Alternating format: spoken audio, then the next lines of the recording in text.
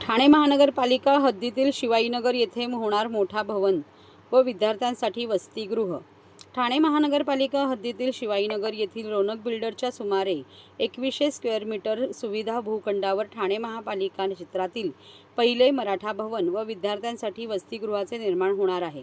माननीय मुख्यमंत्री श्री एकनाथ शिंदे साहेब यांनी आमदार श्री प्रताप सरनाईक यांच्या विनंतीवरून या मराठा भवनासाठी ₹25 कोटी रुपयांचा अनुदान महानगरपालिकेला दिला आहे। तसेच स्थानिक नगरसेविका सौ परीक्षा प्रताप सरनाईक यांच्या निधीतून सुमारे 2 कोटी रुपये कुंपण भिंत, लँडस्केपिंग व इमारतीच्या अंतर्गत सजावटीसाठी देण्यात आले।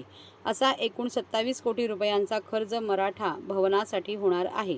गेल्या अनेक दिवसांपासून ठाणे शहरामध्ये अद्ययावत मराठा भवन व विद्यार्थ्यांसाठी वसतिगृह उभारावे अशी मागणी सकल मराठा समाज व इतर मराठा संघटनांनी माननीय मुख्यमंत्री एकनाथ शिंदे साहेब यांच्या व आमदार श्री प्रताप सरनाईक यांच्याकडे केली होती। राज्यातील अनेक दुर्गम भागातून मराठा विद्यार्थी व विद्यार्थिनी मुंबई, ठाणे येथे शिक्षणासाठी येत असताना विद्यार्थ्यांना वसतिगृह नसल्याने त्यांचे हाल होत असल्याचे तसेच ठाणे महापालिका हद्दीमध्ये राहणाऱ्या गोरगरीब मराठा समाजाला कौटुंबिक कार्यक्रमासाठी माफक दरात हॉल उपलब्ध होत नसल्याने ही वस्तुस्थिती आमदार श्री प्रताप सरनाईक यांच्या निदर्शनास आल्याचे श्री सरनाईक यांनी सांगितले।